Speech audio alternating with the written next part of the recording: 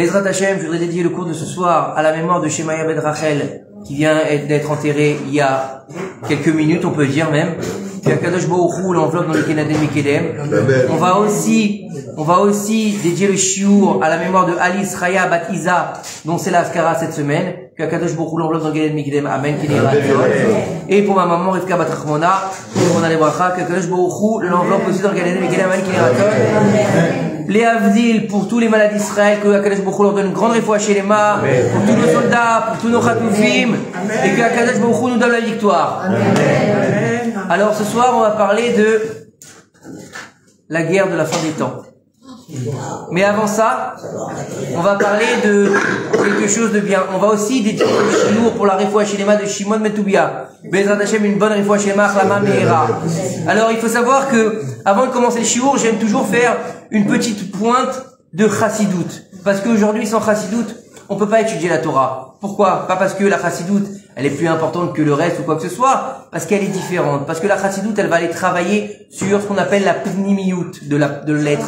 C'est-à-dire l'intériorité. C'est-à-dire que grâce à la chassidoute, on n'a pas besoin de psy. Ni de psychiatre, ni de psychologue, ni de coach.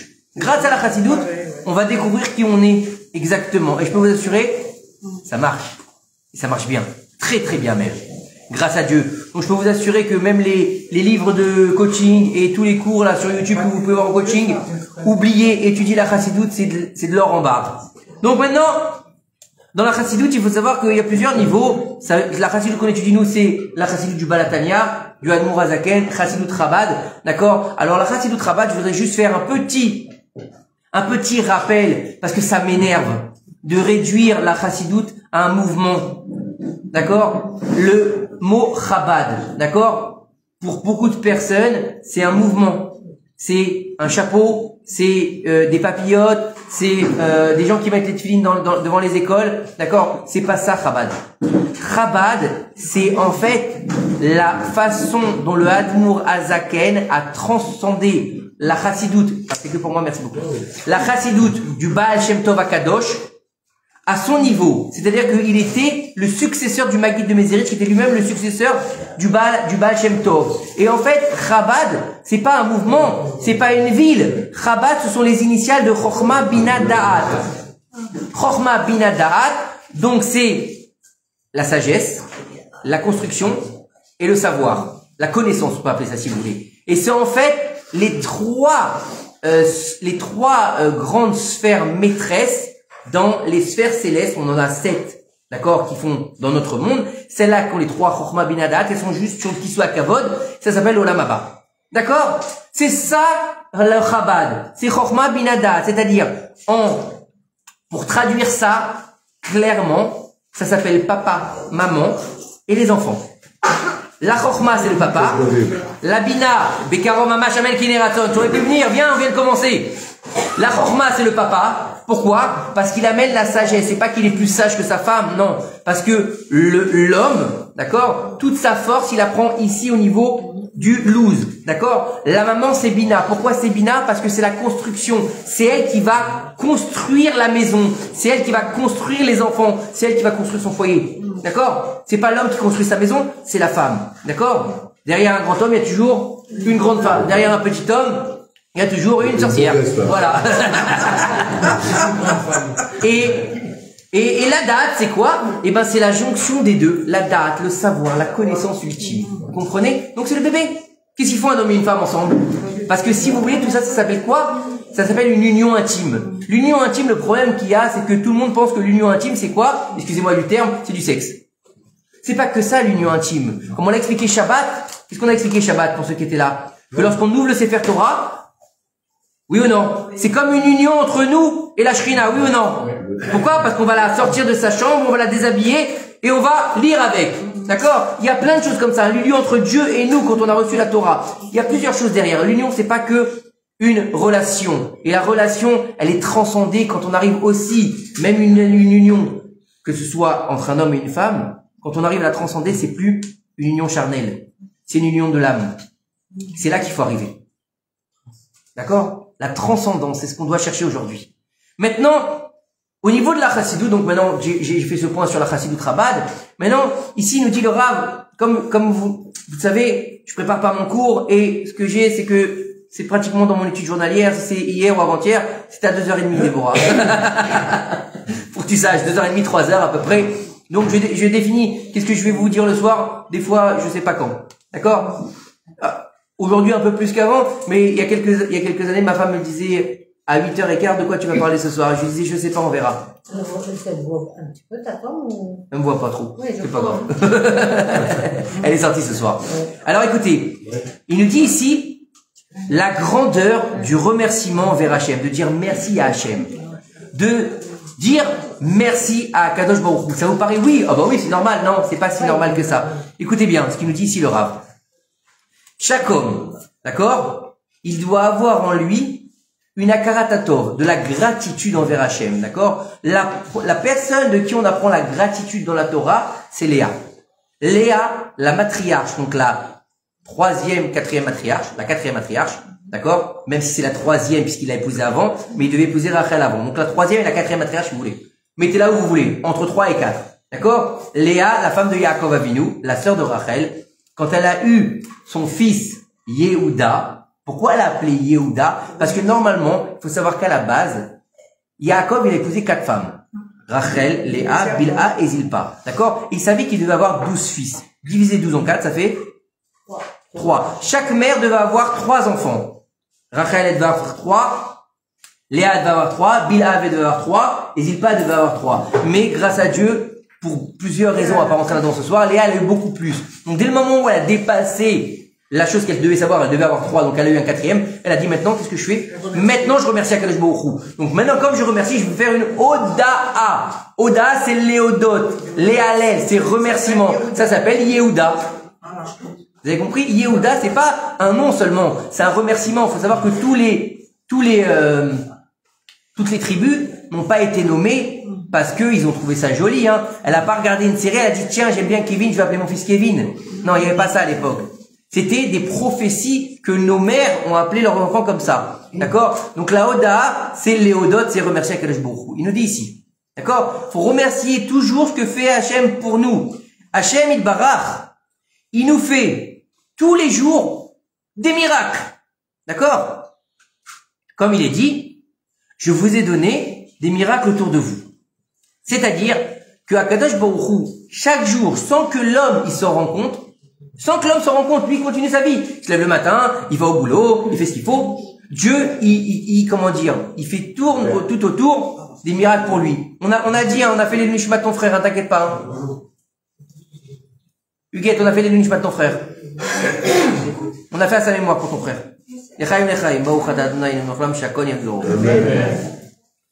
Alors écoutez bien ce qu'il nous dit ici. La 14e année du règne de Chizkiyahu HaMelech. D'accord? Vous savez ce qui s'est passé? Il y a eu une guerre avec Sancheriv. Maintenant, il faut savoir que Sancheriv, c'était le roi de Ashur. Et il avait avec lui, d'accord, une armée. On nous dit qu'il y avait 185 000 généraux d'armée avec lui. Que les généraux, 185 000 généraux d'armée. Donc imaginez combien il y avait de soldats. Des millions de soldats. Ils se sont postés pour pouvoir détruire Jérusalem. D'accord? Lorsque Chizkiyahu HaMelech, Chizkiyahu qui était roi d'Israël, d'accord, il a entendu ça, qu'il y a des millions de soldats. Dis-leur que ça résonne. Dis-leur que ça résonne. Qu'il y a des millions de soldats. Ils sont montés pour faire le siège de Jérusalem. Vous savez ce qu'il a fait? D'accord? Il a dit dans son cœur. Il a fait une fila à Kadosh Baruch Hu. Dans son cœur. Il a dit de tout son cœur. Il a dit comme ça, écoutez bien ce qu'il a dit Chizkiyahu HaMelech. Maintenant, Hachem, notre Dieu, délivre-nous de leurs mains. D'accord? Et tu sais que tout ça, c'est pour la royauté d'Israël. Car toi, tu es notre Dieu et tu ne nous laisseras pas seuls. C'est tout ce qu'il a dit. Écoutez bien. Le Midrash y rajoute que Chizkiyahu HaMelech, il a dit à Kadosh Baruch Hu, moi, écoutez bien comment c'est violent. Moi, j'ai pas la force de tuer, donc d'aller au combat. En gros, il lui a dit, d'accord? Et de les poursuivre. Et j'ai même pas la force de dire une shira, donc de faire une ode à Kadosh Baruch Hu, hein. Moi, je vais aller dormir, écoutez bien, hein. Moi, je vais aller dormir et fais ce que tu as à faire. C'est violent ou pas? Il est parti dormir. Il est parti dormir. Après qu'il ait fini sa prière, Akadosh Baruch Hu, il a envoyé Yeshaya Hanavi. C'était le prophète de l'époque. Yeshaya Hanavi, c'est le prophète de Chizkiyahu Améler, d'accord? C'est bon les noms? Il a envoyé, et il a dit à Chizkiyahu Améler. Donc vous avez vu la prière, elle dure combien de temps? 2 minutes, même pas? Il lui est venu juste après, il lui a dit, ta prière, elle a été acceptée dans les cieux. D'accord? Et n'aie pas peur, il n'y aura rien de la part de Sancheriv. Il n'y aura pas de problème, d'accord? Parce qu'à Kadosh Baruch Hu, il est déjà en train de se battre contre eux. D'accord? Et il ne donnera pas la maison de David à tes ennemis. C'est beau ou pas? L'autre, il n'a rien dit, hein. Regardez bien ce que nous disent nos sages, hein. Ça s'est passé la veille de Pessah. D'accord? Et à Pessah, avant que Pessah y rentre, tout le peuple d'Israël, il s'est assis. Donc, le soir de Pessah, il est la Seder, d'accord? Et ils ont fait le Seder tranquillement. D'accord? Lorsqu'il est arrivé minuit. Il est sorti, qu'est-ce qu'il a dit? Il est sorti un ange de Dieu. Et là-bas, il est rentré dans le camp de Achour. D'accord? Et les 180 000 généraux, d'accord? Il les a décimés. Et le matin, il restait pas un seul vivant dans le camp de Achour. Maintenant, qu'est-ce qu'il a fait comme prière? Walou, rien. Il a même pas fait l'amida, le mec, hein. Rien, quasiment. C'est bien ce qu'il nous dit. Rabbi Yitzhak. D'accord? Regardez bien ce qu'il nous dit. Akadosh Baruch Hu, regardez bien ce qu'il nous dit, comment est-ce qu'ils sont morts. Akadosh Baruch Hu, il a ouvert les oreilles des soldats de l'armée de Achour, d'accord? Et il leur a fait entendre la shira que chante, la shira c'est un chant, d'accord? Donc c'est on peut appeler ça une ode ou un chant comme vous voulez, d'accord? Non, écoute bien, quel chant? Que chantent les créatures célestes, les Chayot HaKodesh. Les Chayot HaKodesh, c'est le plus haut niveau des anges. Ça s'appelle tout simplement, en traduction littérale, ce sont des animaux célestes. D'accord? Les animaux célestes. C'est le plus haut niveau d'ange. Il leur a fait entendre le chant que eux ils chantent. D'accord? Et quand ils ont entendu ce chant-là, leur neshama, elle est partie. Ils sont morts, rien qu'en entendant ça. D'accord? Dans Reshit Chochma, il nous dit, Shakadosh Baruch Hu, il a fait entendre aux soldats de l'armée de Achour la Shira, parce que vous savez que, je sais pas, vous connaissez ce qui s'appelle le Perek Shira? Oui. Le Perek Shira, là-bas, il y a marqué, et le chien, il chante le matin, et la grenouille, elle chante, et le coq, il chante, et Jacadi, il a dit, vous connaissez cela ou pas? Hein? Il y en a qui disent que si tu fais 40 jours de suite Perek Shira, tu peux être exaucé. Tu peux, c'est pas sûr. Moi, j'aime bien, dans les ségoulas, j'aime bien mettre c'est possible, mais c'est possible, pas possible. D'accord? Parce que, combien de fois on m'a dit, j'ai fait la ségoula, et ça a pas marché, j'ai fait la ségoula. Quand il y a marqué que c'était, j'ai fait la ségoula, j'ai pas gagné l'auto, bah, joue. Blata. Eh oui. Mais c'est une belle ségoula de faire le pec. Celui qui prend sur soi de faire 40 jours quelque chose, 40 jours, c'est une grande ségoula. D'accord? Le chiffre 40, il est très important dans le judaïsme. C'est pour ça que Moshe Rabbeinu est resté 40 jours dans le ciel. C'est pour ça que le Mikvé fait 40 CA. D'accord? Il y a toutes ces choses-là. D'accord? Donc, même par rapport au Oubar, c'est 40 jours. Le dans le ventre, là, comment il s'appelle là? Le fœtus, merci, c'est le mot chercher, le fœtus. D'accord? Écoutez bien. Il nous dit ici que il leur a fait entendre la shira du soleil.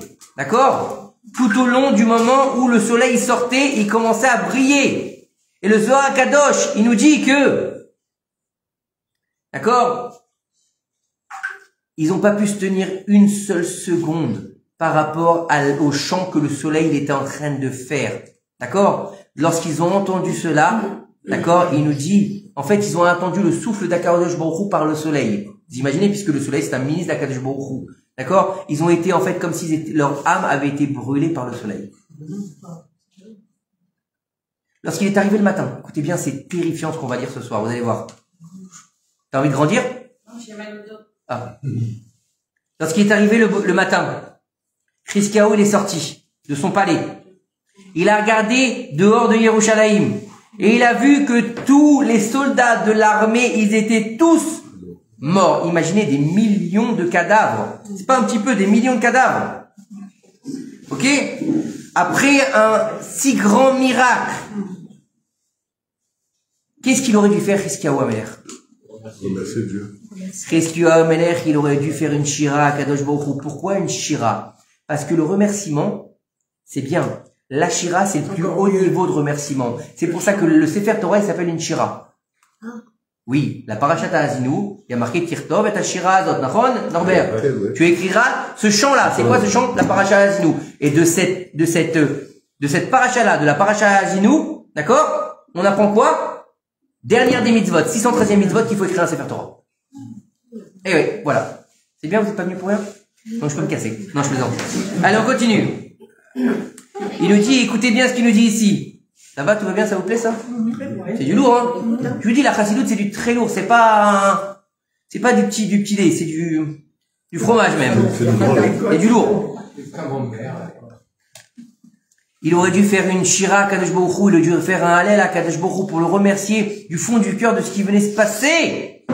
Et qu'est-ce qu'il a fait? Merci. Merci d'avoir joué. Non. Écoutez bien ce que nous disent nos sages. Au même moment, quand il y a eu cette guerre avec Achour, Akadosh Baruch Hu, il avait décidé que Hiskiyahu Amelech, c'était le Mashiach.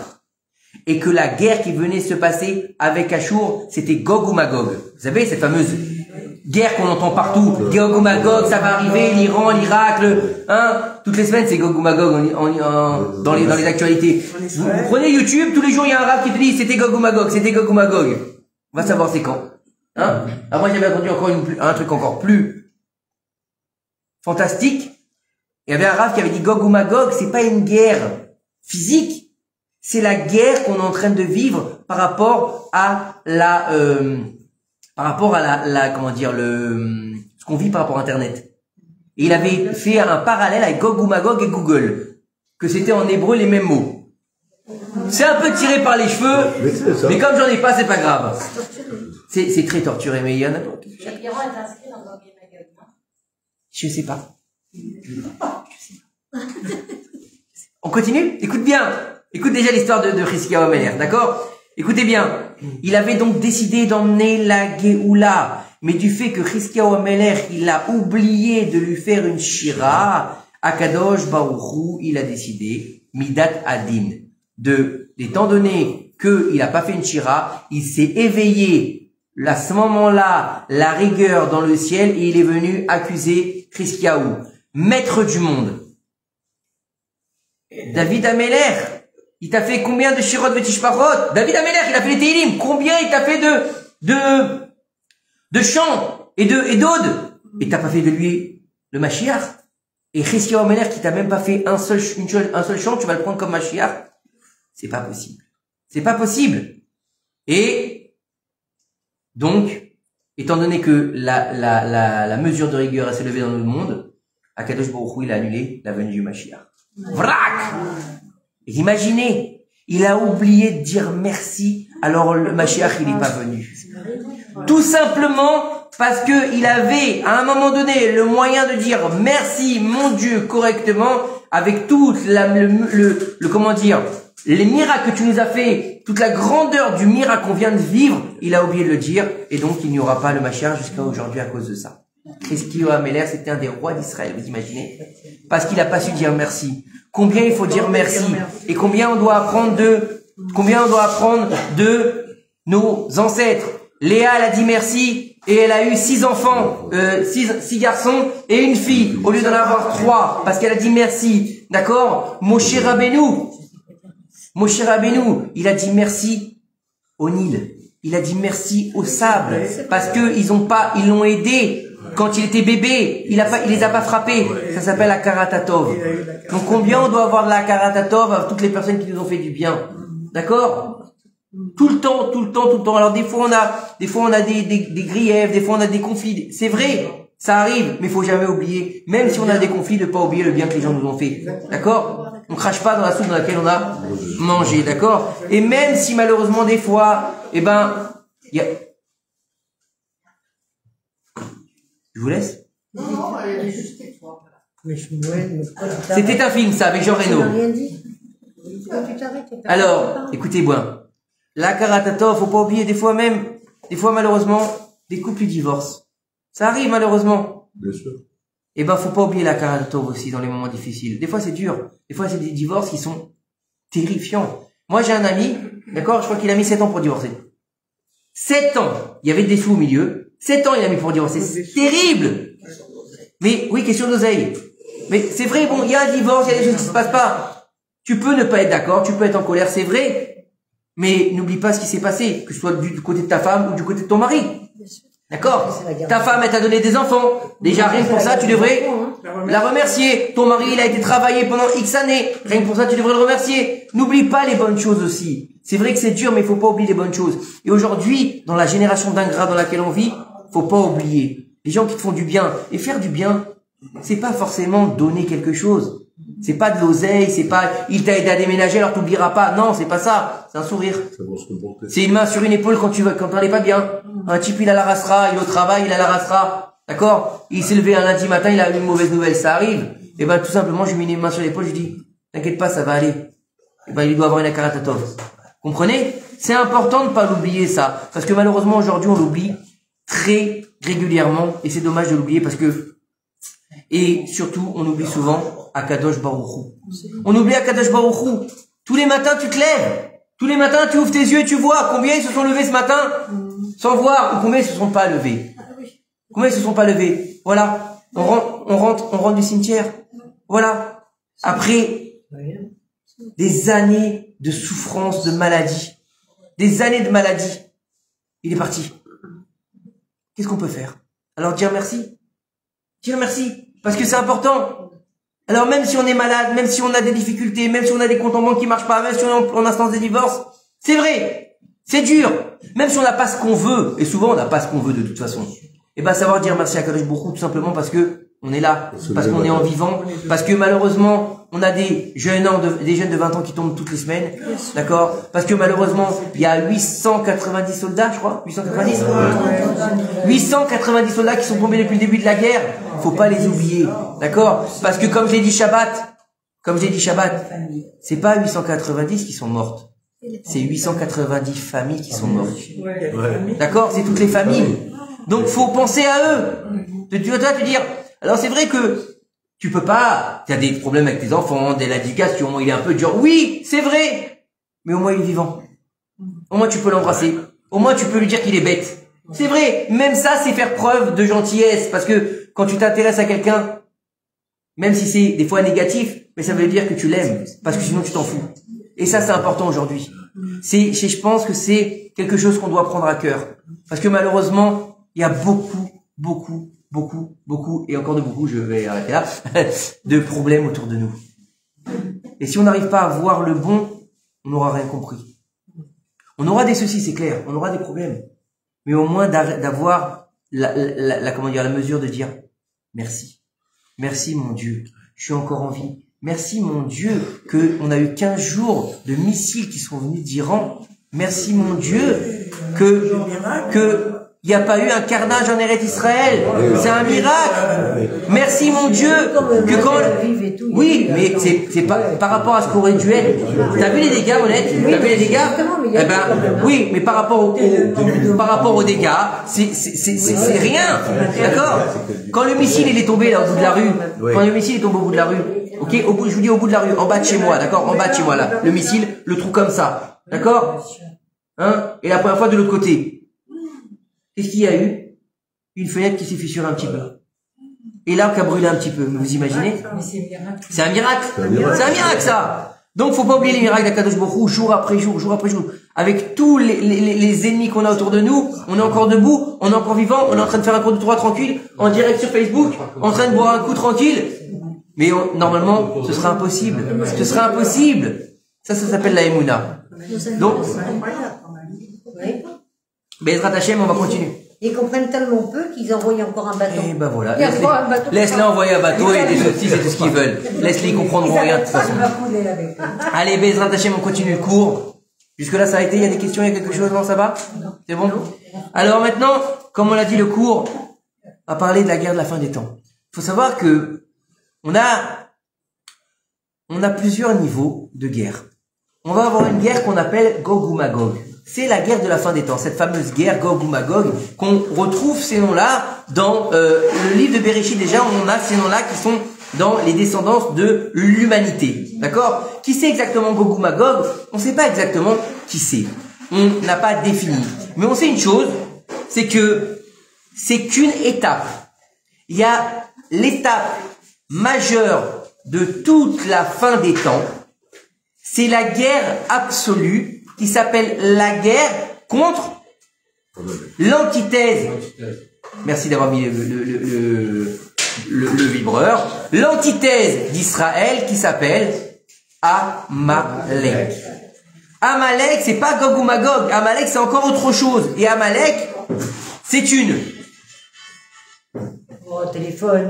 nécessité absolue d'effacer Amalek de la surface de la terre. Pourquoi? Parce que sans qu'on efface Amalek de la surface de la terre, le Kissa Kavod ne peut pas être complet. Donc la royauté d'Israël ne peut pas être complète. Donc c'est-à-dire que c'est une nécessité absolue de détruire Amalek de la surface de la terre. Pas du ciel, de la surface de la terre. C'est pas son ange qu'il faut détruire. C'est quoi? Tu veux que je lui parle? Non, elle veut savoir. Elle veut savoir quoi? Ah, bah, dis-lui à la fin. Dis-lui qu'on l'appelle quand on fait Kaddish. On fera même Ashkaba si elle veut. On l'appellera quand on fait l'Ashkaba et le Kaddish. Voilà. Dis-lui on fait Ashkaba. Envoie-lui un WhatsApp. On fait Ashkaba et Kaddish après si tu veux. Et maintenant, vous savez que le problème qu'on a, c'est qu'on ne sait pas lire la paracha de la semaine. C'est qu'on va lire une histoire, on va lire un conte, on va lire une fable, comme on la raconte aux enfants. Et donc, tu connais le méchant et le gentil, il est là, et il y avait un sorcier là-bas, il est passé, il a mangé une pomme, et elle est morte, et après il est venu sans consentement. Mince alors. C'est pas ça la Torah. C'est pas Blanche-Neige. La Torah, c'est beaucoup plus profond que ça. Ça va, Léo? Il est bien ce soir, tu l'as donné quoi ce soir? Ah oui. Il est bien, il est comme ça depuis tout à l'heure. Il a pris quoi? Tu sais qu'il a fumé un truc? Il a fumé un peu depuis tout à l'heure, il me regarde, il est comme ça. J'adore. Magnifique. Mais quand tu dis ça. Moi j'adore. Continue. Non, j'adore. Ça fait du bien, bébé. Vous vous rendez pas compte de donner un cours, c'est extrêmement difficile. Donc quand on voit un sourire comme ça fait plaisir, ça fait du bien. Il est aux anges. Il est aux anges, grâce à Dieu. Alors écoutez bien, ces parachutes qu'on est en train de lire, tout ce qu'on est en train de voir dans la Torah, c'est des prophéties de la fin des temps. Et dans la paracha de la semaine qu'on a lue, la paracha de Balak, c'est la paracha, c'est la guerre contre Amalek. On en a parlé dans la paracha? Non, c'est pas vrai. De Amalek? On n'a pas parlé d'Amalek dans la paracha? Non. On n'a pas parlé d'Amalek? Non. Alors maintenant, vous allez me suivre. On va rentrer dans l'étude un peu plus poussée. On va rentrer un peu dans l'étude cachée par rapport au Torah Chaim qu'on a l'habitude de faire ces derniers temps au cours du lundi sur la Torah du Harizal et du Zohar HaKadosh, qui est un peu plus profonde parce que, comme je le dis souvent, toujours rester en Kita Aleph, au bout d'un moment, tu t'ennuies. D'accord? On va un peu augmenter le niveau, on va un peu aller dans des sphères un peu plus grandes. Même si on n'a pas de rapport avec le Zohar, etc., c'est pas grave. On vulgarise. De vulgariser, c'est pas Chas Shalom de rabaisser. Non, au contraire, c'est de donner l'accès à tout le monde. On en a besoin. Vous savez que nos sages, tous les rabbanim sont d'accord aujourd'hui pour dire, écoutez bien, que tout le monde doit étudier la Torah Tanistar, c'est-à-dire le Zohar et la Chassidut. Tous les rabbanim sont d'accord. Aujourd'hui, pour pouvoir faire venir le Mashiach, on doit étudier Torah Tanistar et Torah Tapnimiyut. Zohar, tout le monde. Zohar et Chassidut. Ok? Alors écoutez bien. Donc on a vu cette histoire avec Balak et Bilam, c'est vrai. Alors on va pas faire un cours de Parashat Hashua, ça ne m'intéresse pas de faire un cours de... Enlève le micro s'il te plaît. Juste coupe le micro, parce que c'est un peu difficile. Non mais c'est parce que cette semaine c'est l'ascara de sa femme. Zichron Livracha. Alors écoutez bien. Et on sait que Balak, il va dire une chose il va parler du peuple d'Israël. Il va dire Aïn même. Il va dire 3 fois. Vous savez que chaque chose qui est dite dans la Torah, c'est une prophétie. C'est pas, il y a rien qui est laissé au hasard. Et en fait, il dit le Zohar HaKadosh que il faut savoir que les âmes de Balak et Bilham, elles viennent d'où? Elles viennent de la Klipa d'Amalek. La Klipa, c'est l'écorce d'impureté. L'écorce d'impureté de Amalek, qui se trouve où? Dans les mondes supérieurs. Pourquoi dans les mondes supérieurs? Parce que tout vient des mondes supérieurs. Pourquoi? Parce que lorsque Dieu il a créé le monde, Zeil ou Matzah Sa Elohim. Ça, contre ça, il a fait Dieu. On va appeler ça le bien et le mal. L'obscurité et la lumière. C'est toujours comme ça que ça marche, ok? Et dans les mondes supérieurs, il y a aussi des forces qui vont venir se battre. Le Yetzer Hara, vous le connaissez tous celui-là, le Yetzer Hara, qui s'appelle aussi le Malach Hamavet, qui s'appelle aussi, comment il s'appelle? Hein? Voilà, ça m'a plus loin. Elle. Celui-là, c'est la même entité. C'est un ange. Il fait le mal? Non, il fait le bien. Il fait le bien, pourquoi? Parce qu'il met l'homme à l'épreuve, mais nous on l'appelle Yetzer Hara, parce que pour nous, c'est le fait d'être en épreuve, ça nous fait du mal. D'accord? C'est lui qui nous permet d'évoluer. Ok? Mais c'est un ange de Dieu. Donc, il est bien. Il est bien. Le bien et le mal n'existent que chez les hommes. D'accord? Et peut-être chez les Pokémon. Qu'est-ce qu'on pense? Non? Peut-être. Alors on continue. Écoutez bien ce qu'il nous dit ici. On va trouver ça dans le nom de Amalek. Amalek, vous savez que Amalek, c'est l'écorce de Klippa. C'est l'antithèse totale du peuple d'Israël. C'est-à-dire, vous avez d'un côté Israël et de l'autre côté, vous avez Amalek. D'accord? Autant lui, il est dans la sainteté, autant lui, il est dans la pureté. C'est pour ça que c'est le premier qui nous a attaqué quand on est sorti d'Égypte. D'accord? Écoutez bien, c'est énorme. D'accord? Amalek, c'est Aïn, Mem, Lamed, Kouf. D'accord? Maintenant, écoutez bien. Les 2 lettres de Amalek, elles se trouvent dans Bilham et Balak. 2 lettres dans Bilham, 2 lettres dans Balam. Dans Balak. Bilham, Aïn, Mem, Balak, Lamed, Kouf. Donc, on a les 2 noms qui terminent par Amalek. D'accord? Leur but, à Bilham et Balak, parce que, mis à part la guerre, pourquoi ils font la guerre? Dieu, il leur a dit, va pas faire la guerre avec Moab. Donc, pourquoi ils leur font la guerre? Si Dieu, il dit, n'attaque pas Moab, pourquoi Balak, il amène Bilham? Parce que ces 2 sorciers, ils veulent recréer la Klippa d'Amalek pour anéantir le peuple d'Israël. On est dans une synergie totale des forces du mal. Vous comprenez? Maintenant, il nous dit ici le Midrash, il nous dit que avant d'attaquer les Bnei Israël dans le désert, quand ils sortent d'Égypte, dans la paracha de mais non! Oh là là là là là là. Où est-ce qu'il y a une Shira? Eh ben, dans la paracha de... Dans la paracha de Béchala. Bah, au moins, il y en a qui suit, bravo. Et c'est une femme, hein, bravo. Dans la paracha de Béchala, Amalek, il est venu, il a combattu Israël à Rephidim. Il est venu. D'accord? Et pourquoi est-ce qu'il y a marqué dans la Torah, il est venu? D'où est-ce qu'il est venu? De la montagne? À cheval? Non. Il nous dit ici, le Midrash, qu'il est venu de chez Bilham. Il est allé voir Bilham pour savoir qu'est-ce qu'il doit faire. Est-ce que je dois attaquer Israël ou est-ce que je dois pas attaquer Israël? Amalek, il va se concerter avec Bilham le rachat. Et Bilham, il lui a dit, monte et va en guerre contre le peuple d'Israël. Bilham, il a dit à Amalek, va, dépêche-toi. Va faire tomber le peuple d'Israël, va les attraper par ta clipa, par ton écorce d'impureté. Va les faire tomber. N'oublie pas ce que tu es. Tu es une force d'impureté qui avale la sainteté. Elle se nourrit comme ça. Vous savez que la clipa, comment elle se nourrit? Vous croyez qu'elle a une vie en soi? Elle n'a pas de vie en soi, la clipa. L'écorce d'impureté, d'accord? Elle ne vit pas par elle-même. Vous avez déjà entendu ce que c'est un symbiote? Un symbiote? Non? Un symbiote, c'est Star Trek, alors. C'est une espèce d'entité qui va prendre possession d'un être pour pouvoir vivre. Et sans cet être, il meurt. Comme un parasite, si tu veux. D'accord? Et donc, il va se nourrir de l'énergie de cette personne. La clipa d'Amalek, elle se nourrit de la sagesse, de la sainteté d'Israël. Ok? Écoutez bien. Pour vérifier aussi si le peuple était uni ou désuni. Non, c'est encore autre chose. Non. Amalek, il était en force. Il est venu attaquer Israël. Il était en force jusqu'à que Moshe Rabbeinu, il dit à Yeshua, va prendre des hommes et va les affronter maintenant. D'accord? Et il va lui dire ensuite, souviens-toi de ce que t'as fait à Amalek. Il est venu et il t'a refroidi. D'accord? Rachid va nous expliquer quelque chose d'extraordinaire. Il t'a refroidi, ça veut dire quoi? Il t'a refroidi de ta chaleur que tu avais pour les mitzvot. Il t'a pas donné froid. C'est pas un masgan, Amalek. Il est pas venu, il t'a dit, tiens, je vais te donner froid parce qu'on est dans le désert, il fait chaud. Hein? C'est pas un glaçon, c'est pas un frigidaire. Il t'a refroidi dans tes mitzvot. Il t'a demandé de t'éloigner d'Akadosh Baruch Hu. Il sait que si t'es près d'Akadosh Baruch Hu, il peut rien faire. D'ailleurs, les premiers qu'il a attaqués, il nous dit nos sages, c'est ceux qui étaient à l'extérieur de la nuée. Pourquoi ils étaient à l'extérieur de la nuée? Parce que la nuée de gloire, il faut savoir qu'elle était sainte. C'était pas des nuages comme on voit aujourd'hui, c'était une nuée sainte.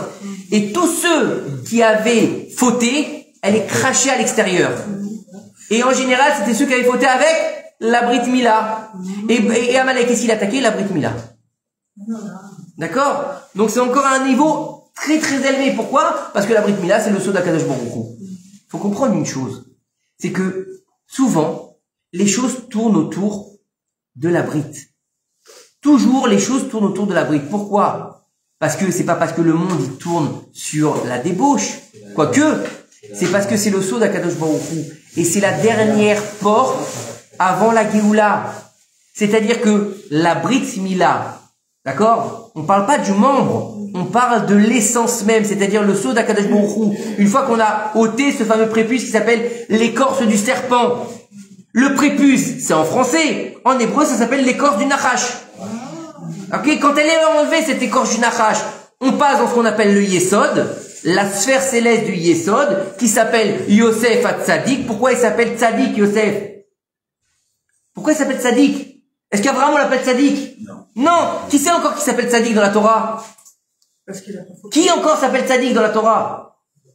Noach. Noach, pourquoi? Parce qu'il a pas sali sa brite. Celui qui garde sa brite, il a appelé Tzadik. D'accord? Une fois qu'on rentre dans la sphère céleste du Yesod, les fondements de la création, on est capable de rentrer dans la dernière sphère qui s'appelle la Malchut, c'est-à-dire le Mashiach. Donc à chaque fois, on veut taper là, quand l'ange il a tapé la hanche de Yaakov, le combat de l'ange d'Esav, il a pas tapé dans la hanche, il l'a tapé dans la brite, dans ses descendants. Il l'a tapé dans la brite. Il dit Zohar HaKadosh, il l'a tapé dans la brite. Zohar HaKadosh, il l'a tapé dans la brite. Il voulait taper dans la descendance pour que justement, il tombe là-bas et qu'il ne puisse pas faire venir le Mashiach. Il a touché à la hanche. À la hanche, c'est là-bas, le Zohar il dit c'est la brite. Le Zohar il dit c'est la brite. Oui, il y a marqué la hanche, il y a marqué la hanche. Dans la Gemara, c'est marqué, il voulait le toucher à la hanche. Et dans le Zohar, il dit il a touché à la brite. Écoutez bien. D'accord? Et maintenant, il nous dit ici qu'il a refroidi. Mais, il n'a pas vaincu. Et Bilam, il va prophétiser la fin d'Amalek. Il va prophétiser comme ça. Amalek est le premier des peuples et sa fin sera une destruction éternelle. Et donc, ça veut dire que lui-même, il sera détruit.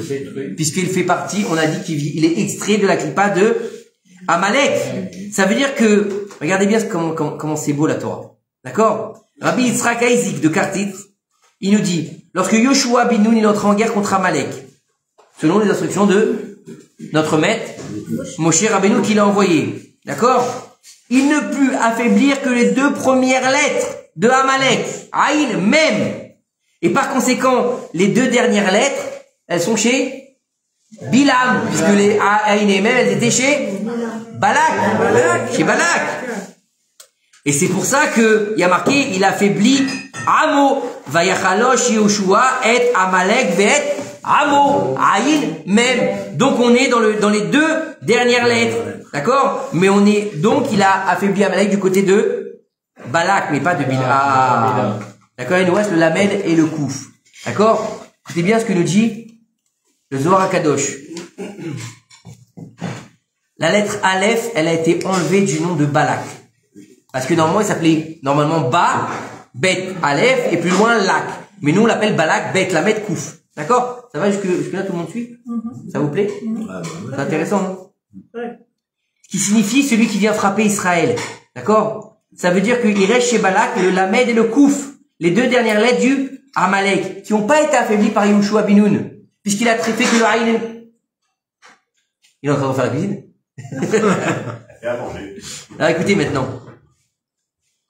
Donc, maintenant, il faut comprendre que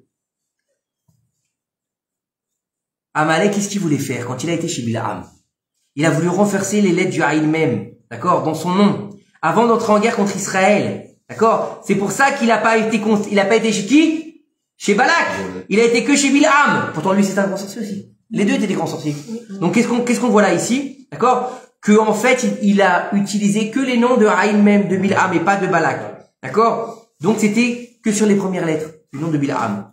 Maintenant, en allulant ses forces, c'est comme si qu'on allait détruire une partie de la clipa. Mais la clipa, il reste un morceau. Donc on n'a pas réussi encore à la détruire. Donc ça veut dire qu'elle reste en vie.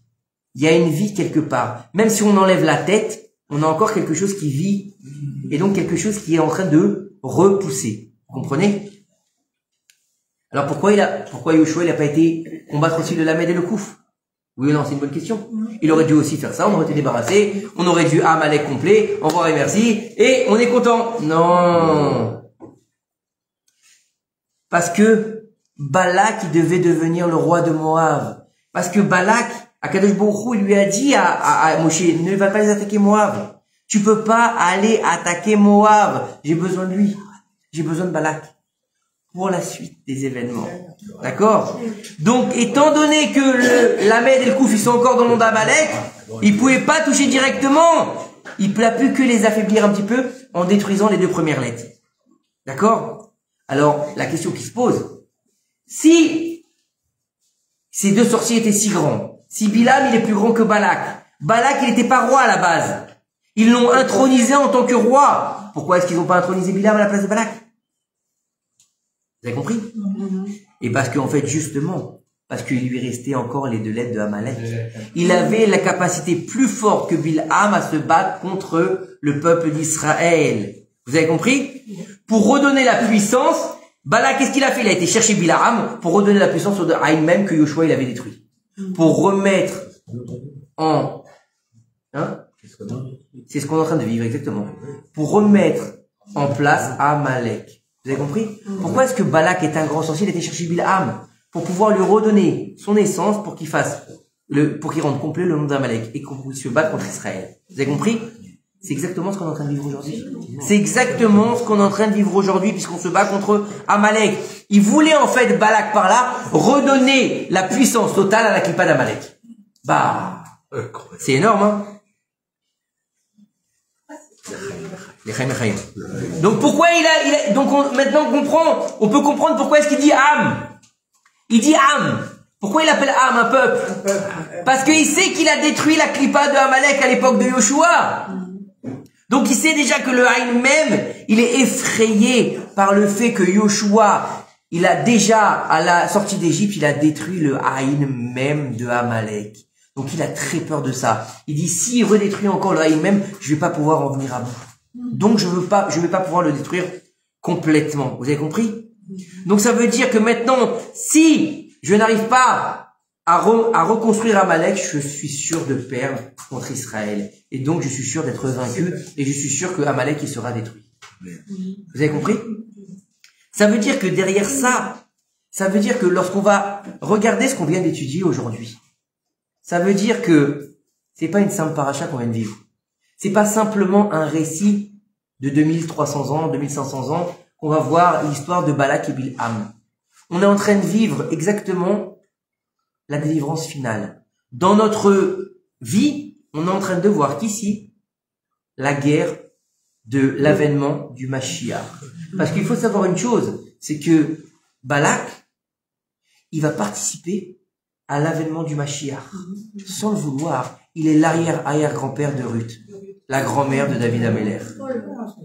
Donc ça veut dire que pourquoi il lui a dit tu toucheras pas à Moab? Parce que si tu touches à Moab et que Balak il meurt, il n'y a pas de Mashiach. Et pourquoi tout ça? Parce que justement, il faut passer par tous les niveaux pour pouvoir être le Mashiach. Le Mashiach, il va passer par des niveaux incroyables. Un inceste. Bah oui, la grand-mère du Mashiach, c'est la fille de Lot. Et Lot, il a couché avec sa fille, Moab. Ah, dégueu. Hein? Mais L'ancêtre du Mashiach, c'est aussi un Ben Nida, puisqu'il s'appelle Avraham Avinu. Eh ben oui. Et on pense que le Mashiach aussi, son arrière-grand-père, c'est un bâtard, puisqu'il s'appelle David Ameler. Et son père croyait que sa mère l'avait trompé. Et j'en passe, c'est des meilleurs. Et, en dernier, faut quand même, le grand-père du Mashiach, d'accord? Son arrière-grand-père, il pense qu'il a couché avec une prostituée. Yehuda et Tamar. Qu'est-ce que c'est que ce délire? Qu'est-ce que c'est que ce délire? Eh ben oui.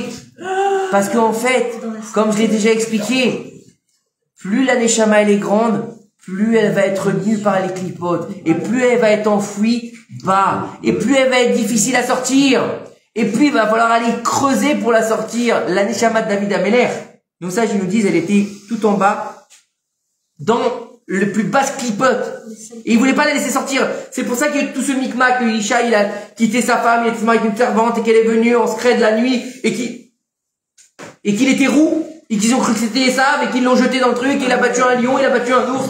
Pourquoi tout ça? On peut pas être tranquille. Même Shmuel à la vie. Shmuel à la vie, quand il a vu David Ameler, il a failli avoir une crise cardiaque. Donc il a ouvert la porte, il dit, un roux. Ben oui. Parce que, non mais attends, à l'époque, vous savez, dans l'histoire, on dit les roux, c'était des sorciers. Mais chez nous, les roux, c'est Esav. C'est le mauvais penchant, c'est l'Yetzer Hara. Donc quand il a ouvert la porte, David, il a vu un roux qui a apparu, il dit, Shmuel, il est censé oindre le roi d'Israël. Et il a devant lui un roux qui arrive. Il dit, celui-là, c'est pas le roi d'Israël, c'est Esav. Et la corne d'onction qu'il a dans les mains, mais écoutez bien le délire, quoi. Il est prophète d'Israël, il a au moins Shaoul Ameler.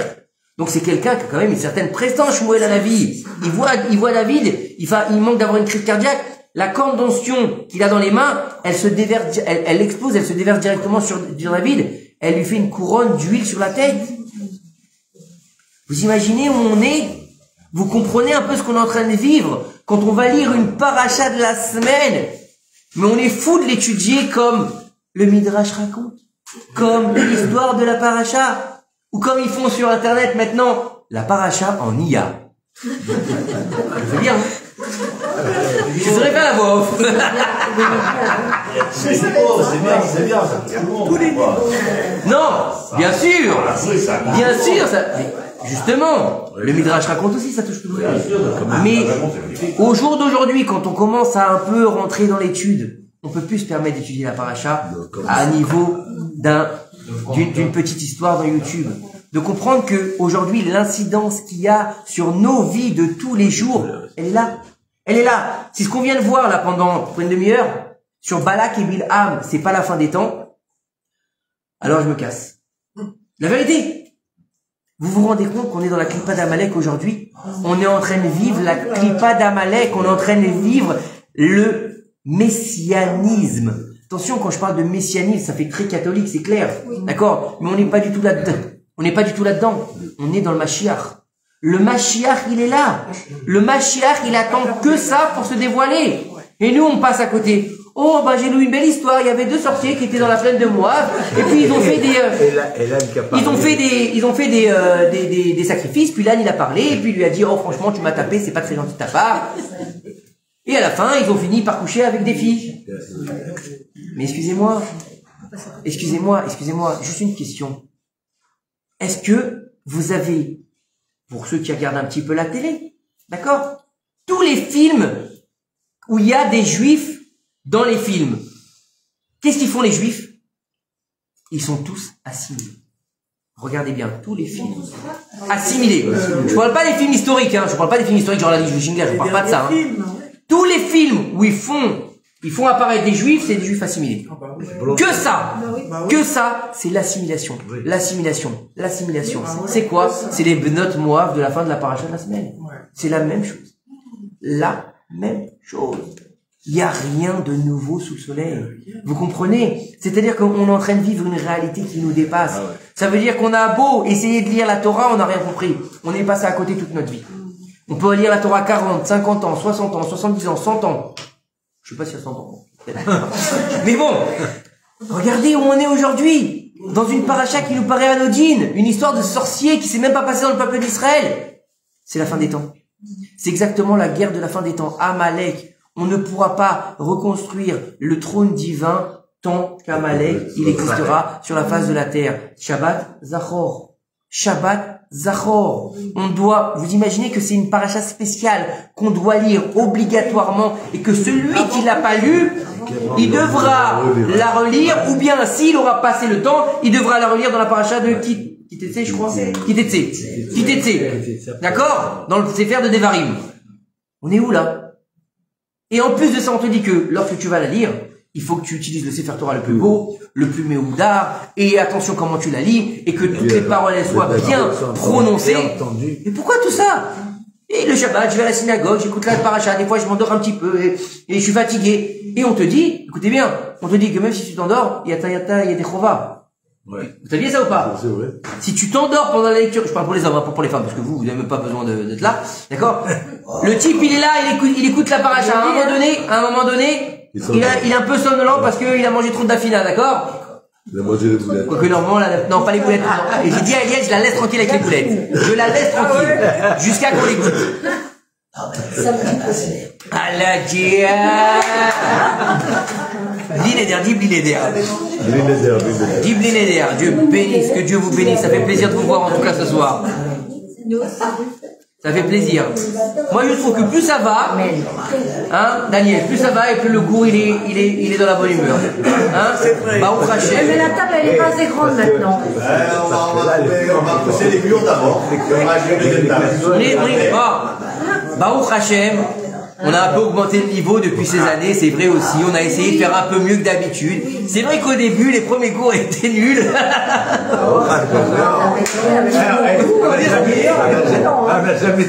On n'a jamais eu des cours que... Non, grâce à Dieu, écoute, grâce à Dieu, il y a un début à tout, exactement, Eliette. Je suis d'accord avec toi parce que la vérité, ce cours-là, il me tient vraiment à cœur parce que tout a été Siyata Dishmaya.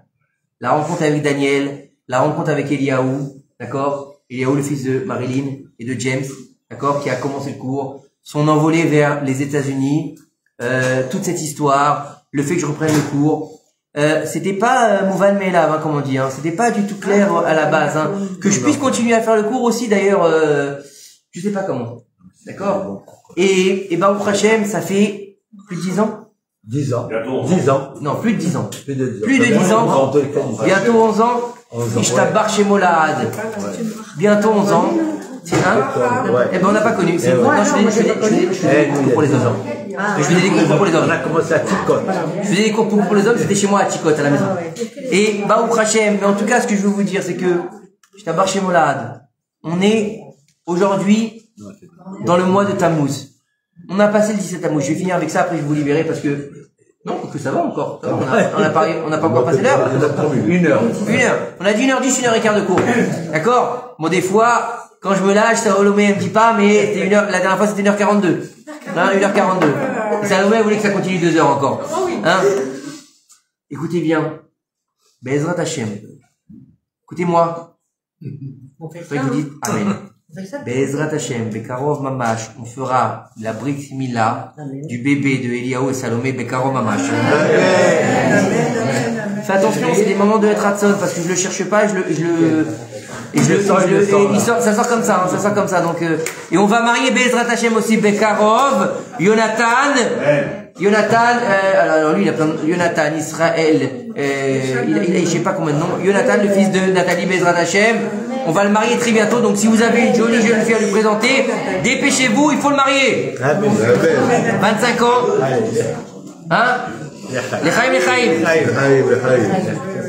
Alors écoutez-moi, on continue. On finit plutôt. Et un Ben Zachar, Bekarov Mamash, Jérémie, Bezrat Hashem. C'est 1000 shekels la bracha. On s'arrange avec ta belle-mère, t'inquiète pas. Voilà, c'est elle qui paye. Quoi, qu'est-ce qu'il y a? Ah, c'est Norbert qui paye, ça va, 1000 shekels. Alors si c'est Norbert, c'est 1005. Quand même, on a rendu le fameux. Les Chaim. Elle prend les boulettes. Non. Elle a payé avec les boulettes. Oh là là. Non, mais ça, c'est. Non, je prends pas les boulettes. Vous négociez trop, hein. Moi je suis pas d'accord, je vais partir, hein. Moi j'en ai marre, on me négocie trop. Je dis 1000 shekels, on me dit des boulettes. J'ai un loyer à payer, vous êtes gentil, hein. 6 enfants à nourrir, Dieu bénisse. Hein? Dieu bénisse. Le mois prochain, le grand il part à l'armée si Dieu veut. Amen. Amen, que Dieu le protège. Elle est où? ne Ouais, regarde, on peut taper. Serre-toi parce qu'il y en a. Ouais, celle-là est à moi. Non, mais moi je peux. Vous êtes gentil. touchez plus là. Vous croyez que je peux parler en mangeant? Lui, hein. Bah, manger en parlant. Allez, mange. On finit? Non, je finis le cours. Plus ou pas? Je finis le cours. Tu ne comptes plus? Mais non, ça va, j'ai des mains. C'est pas une question de main. Écoutez-moi. Écoutez-moi. Non, j'en ai d'ailleurs. Alors écoutez-moi. C'est gentil. Que Dieu te bénisse. Alors écoutez-moi. On est dans une période, écoutez-moi, à finir le cours là-dessus. C'est, ayez 2 secondes, je vous demande de prendre la mesure des choses. Hier, c'était le jeûne du 7 Tammuz. Et vous savez qu'après le 17, vas-y rigole toi derrière l'écran. Vous savez que, à partir du 17 Tammuz, on rentre dans ces 3 semaines de Guin. D'accord? J'aime pas ce mot-là. Guin, ça me saoule, j'aime pas ce mot-là. D'accord? Rasra, on va appeler ça, c'est plus sympa. D'accord? 3 semaines jusqu'à Tisha B'Av. Ok? Écoutez bien ce que nous disent nos sages. Les 3 semaines du 17 Tammuz jusqu'à Tisha B'Av font écho aux 3 semaines qu'il y aura de Kippour jusqu'à Sukkot. Et comme tu vas passer ces 3 semaines, tu passeras les 3 semaines là-bas. De les Yamim Noraim. Ça veut dire quoi? Ça veut dire prépare-toi aujourd'hui au Yamim Noraim. Ça veut dire que aujourd'hui, on doit être en mesure de se dire mince, on est dans une période difficile. La période des méduses. La période en même temps des vacances. La période estivale. La période où les gens ont chaud. Il fait une shrana en ce moment, t'as juste envie de déchirer tes vêtements. D'accord? Tu préfères aller à la plage qu'à la synagogue. D'accord? Tu préfères aller mettre des glaçons dans le dos plutôt que... Oui, c'est vrai. C'est le moment où les gens partent en vacances. Et c'est le moment où malheureusement on oublie un petit peu d'être juif. On oublie d'être juif. On oublie qui on est. On oublie notre identité, notre zéout, notre théoudat zéout. Vous croyez que c'est quoi notre théoudat zéout? C'est votre numéro là, 31, 36, 39, 27, 3798. On s'en fout de ça. On n'est pas que des numéros. Parce que malheureusement, des numéros, on en a été. Et on nous les a gravés sur les bras. On n'est pas des numéros. Notre zéout, c'est quoi? C'est pas un numéro. C'est ce qu'on est nous-mêmes. Des béné Israël, c'est notre essence d'être des juifs. On doit être fiers d'être des juifs. Pas des juifs de cinéma. Pas des juifs qui vont faire la vérité si je mens. Non mais c'est vrai. Pas des juifs qui vont aller s'assimiler. Pas des juifs qui vont oublier. Bon, nous sommes aujourd'hui le 14 juillet. Du 14 juillet au 15 août. Je suis cool. Non, je vais à Juan-les-Pins. Tu casses tout. Ou je vais sur le Kikar. Non, le Kikar c'est un peu plus compliqué parce qu'il y a des restos cachers. Je vais à Juan-les-Pins. Je vais là-bas, là, tu sais, à côté du Carlton. Il y a un petit resto. Il fait de ses salades. T'inquiète pas, j'enlève les crevettes avant de la manger. Qui dit? Mais non, je mange du poisson, il est cachère. C'est une sole. Elle a nagé dans quoi? Dans le jus du cochon ou pas? Hein? Et après, à la plage, on était bien. Là, elle était toute nue, là, elle était toute nue, là, elle était toute nue, derrière, il était tout nu. C'était magnifique. La synagogue, quelle synagogue? J'ai fait Shabbat. Attends, j'ai fait Shabbat, j'ai commandé chez le traiteur. Cachère. Et qu'est-ce que t'as fait? Mais j'étais à la plage. J'ai mangé le traiteur sur la plage. Hein, vous connaissez pas ce truc-là où il dit, truc tunisien qu'ils font là, il lui fait les œufs sur la plage là, et la tchèque sur la plage. C'est ça. Là quoi, on est des juifs de l'année. On est des juifs en fonction du temps. Vous avez pas vu, mais non, c'est, hein, à Noël, dans les boucheries cachères en France, ils font le chapon. Hein, et la dinde. Venez manger la dinde. Et dans le rayon cachère, on a la bûche. Cachère la madrine. Et le sapin. Mais on est où? Paraît-il qu'ils l'ont enlevé. La bûche. Paraît-il que le chapon. Le Médine a retiré sa cache-route sur le chapon. Non mais, paraît-il. Ah, écoute, je sais pas, moi j'ai pas mangé le chapon. Mais attends, on est où? Excusez-moi.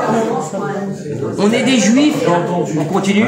Est-ce qu'on est des juifs en fonction des fêtes? Ouais. Pâte à la sauce merguez le dimanche à Juan-les-Pins sur la plage. Mais il n'y a pas de problème, tu veux faire les pâtes à la sauce merguez.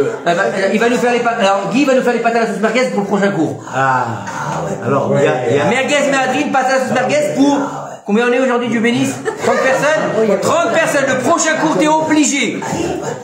J'achète les merguez. Mais c'est ici, hein. T'achètes les merguez? Ah, c'est lui. Non, j'ai dit Guy, mais non, c'est Huguette qui va aller faire la peau. Non, j'achète les merguez. Qui c'est qui achète les merguez? Moi. Mais Adrien, hein. D'accord, ça marche. Tu préviens, on marche. Alors, Marc. Qui c'est qui avait les alcools? C'est qui aussi? On peut finir le cours. Mais vous pensez qu'avec votre estomac, c'est pas possible. Il y a le rap David Pinto. Il y a le rap Attends, il me dit quelque chose. Attends, ça c'est sérieux. Le rap David Pinto, un cours que j'étais à la Shiva, le rap David Pinto, il a dit il y a deux sortes de juifs. Il y a deux sortes de juifs. Écoutez, chut. Le rap David Pinto, il a dit il y a deux sortes de juifs. Il y a les juifs qu'on appelle, qui ressemblent à un cheval, et le juif qui se rappelle un chamor. Alors il dit, on est surpris. Je parle du rap David. Rap David Pinto, il dit, il y a un juif qui ressemble à un cheval et l'autre qui ressemble à un âne. Pourquoi? Un chamor. Il dit parce que le chamor, c'est celui que on met toujours sur lui quelque chose, sur le dos, le fardeau. Et quand le propriétaire il arrive dans une auberge, le cheval, le chamor il s'arrête, il attend et il repart. Ouais. C'est ça, c'est le juif qu'on lui met du 1er janvier au 31 décembre de la Torah, jamais il s'arrête. Et tiens le juif qui va moi je dirais Rosh Hashanah alors dans ces cas-là. Ah, et du coup, il y a le juif qui va de Rosh Hashanah jusqu'à juillet. À partir de juillet, comme le cheval, il faut lui enlever le cheval, il faut savoir que de temps en temps, on lui enlève sa selle, il faut qu'il court pour qu'il ait de l'air. Et c'est le juif qui va jouer en l'épin. Et voilà. Mais attendez, parce que c'est beau ce qu'il a dit David. Non, c'est pas moi, c'est le rapport. Non, c'est beau ce qu'il a dit, c'est toi qui l'as ramené. Non, mais écoutez, c'est beau. Et vous savez que un des animaux de sorcellerie, c'est qui? Le cheval. Écoute, Rabbi. Voilà. Non mais écoutez-moi. Mais c'est important. Dans cette époque là dans cette période qu'on est en train de passer, on va finir là-dessus. On peut pas être des juifs des vacances. On peut pas être des juifs que l'année et pas les vacances. On peut pas être des juifs à la maison et pas à l'extérieur. Non, à la maison, moi, chez Méadrine, 100% cachère, mais dehors, je mange la salade. Il suffit qu'il y ait des verres dans la salade et t'as fini. Lave de Horaïta de manger des verres, hein, de la Torah, hein, pas des rabananes. D'accord? Donc, de comprendre une chose, dans ces 3 semaines qu'on a, c'est le moment de montrer à Kadosh Baruch Hu qu'on est des juifs. On a chaud, c'est pas grave. Eh ben, on va mettre notre tzitzit. On va garder notre tzitzit. D'ailleurs, Bezrat Hashem, je voudrais qu'on fasse un atelier de tzitzit, Bezrat Hashem.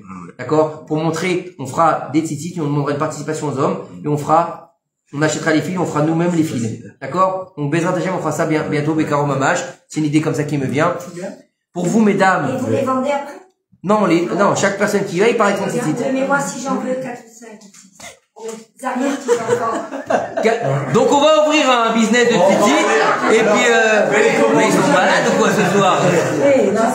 Bon, ça coûte 30 shekels. Donc on aura 4 ou 5 tzitzit plus des boulettes avec des merguez, avec des pâtes à la sauce, des boulettes d'Eliette.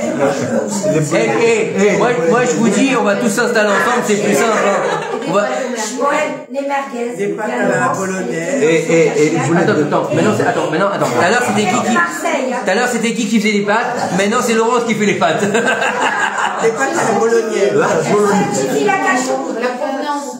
D'accord. En tout cas, on souhaite une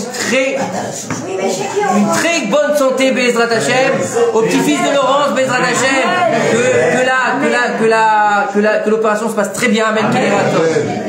Ça en fait des brachot, hein. À la fin, le chéquier, vous venez à me voir. On peut le finir, ce cours. Vous m'avez rendu fou. Mais oui, c'est à quel sujet? T'as les réclamations, je trouve. C'est un beau cours. C'est à quel sujet? Pour les comment dire? Pour les rendez-vous particuliers, on voit après, avec ma secrétaire. Arrête. Avant. Alors, dans ces 3 semaines qui séparent le 17 Tammuz de Tisha B'Av, vous savez que le Tisha B'Av, c'est un jeûne qui est très dur, qui est l'équivalent de Kippour. C'est le seul jeûne qui a les mêmes données que Kippour. Et cette année, Jérémy l'a dit, il faut le prévenir pour les pâtes et pour les tzitzit. Et les boulettes de Jérusalem. Et pour les boulettes d'Eliette. On va prévenir. Pour les boulettes d'Eliette, ça va. Bon, ça va, tu as tout le temps les boulettes. T'as qu'à venir ce Shabbat, t'as fait les boulettes. Il a Bordeaux même. Alors écoutez. Il ramène des boulettes. Oh, il m'a tué, lui. Baillonnez-le. Laisse-le finir. Baillonnez-le. Boulettes au canon aussi pour la période. D'accord. C'est plus un apéro qu'on va faire, c'est un repas. Magnifique. Ah, c'est vrai, Léon. Alors, il y a les merguez. Mets-lui le scotch, mets-lui le scotch. Il y Qu'est-ce a que tu les fais, toi? merguez. Il y a les merguez, il y a les boulettes, il y a la sauce tomate, il y a les les pâtes. Il y a les... C'est moi qui voulais maigrir. Les merguez aussi, t'as dit. Et les boulettes aussi, les boulettes. Attends, Qu'est-ce qu'il y a? le rabbi peut maigrir, hein. Je voudrais juste finir le cours. C'est le finir le cours au moins. Alors écoutez, C'est le cours de Thomas. le jour de Tisha B'Av, c'est un jour saint. C'est un moed. C'est un jour où on ne fait pas tachanun. On fait pas de tachanunim. Alors qu'on est en train de pleurer toute la journée, il n'y a pas de supplication. Pourquoi? Parce que c'est un jour qui va devenir un jour de fête. Ouais. Mais tout ça, il dépend de nous.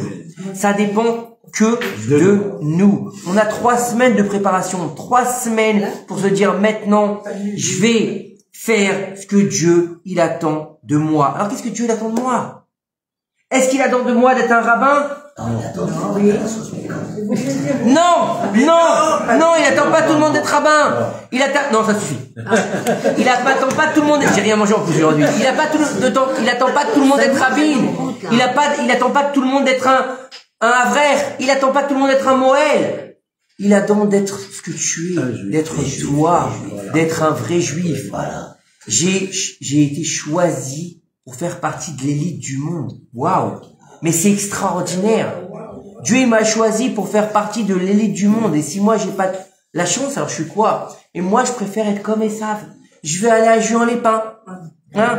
Je vais aller au Kikar. Je vais aller à la plage. Je vais passer un mois à buller sur le Kikar. Oui, je vais passer un mois à Cannes. Je vais faire l'aller-retour devant le Carlton. Et t'as fait quoi? Je vais peut-être essayer de trouver des stars. Mais c'est nous les stars. Mais écoutez bien, vous avez pas compris. C'est que Dieu, il a dit à Abraham Avinu, tes enfants seront comme les étoiles dans le ciel. Ça veut dire que les stars, c'est nous. Et toi, tu penses à Ronaldinho, Michael... Non, lui, il est mort. Et Sylvester Stallone et l'autre. Mais c'est qui ça? C'est ça les étoiles? Mais non, les étoiles du monde, c'est nous. C'est nous qui devons briller par notre éclat. Arrêtons d'éteindre la lumière que Dieu nous a donnée. Faisons briller notre lumière et soyons les étoiles du monde. Baruch Adonai Olam. Amen et Amen.